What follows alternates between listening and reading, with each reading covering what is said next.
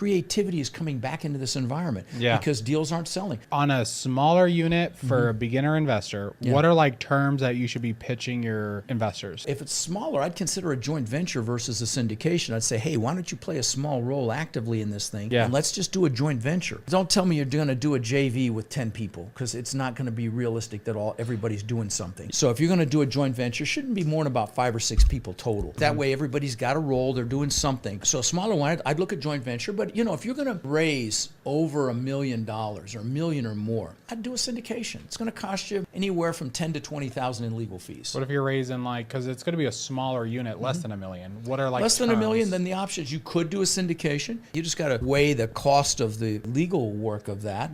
Or you could do a joint venture. I know people that have gotten one investor to put $1 million into a deal that they joint ventured. Sales are down 90% right now. So multifamily sales are down 90%, and refinances are way down. And this is why there's a lot of operators in trouble. They either have to sell or refinance if they got debt due or they can't afford the debt. We're looking at a deal in San Antonio where the lender reserves, because the lender can make you start paying reserves if they see there's a window here before you have to come up with a rate cap and all that. Lender reserves for this guy went from $8,000 a month to $80,000 a month. Do you think that impacts your freaking cash flow? Right?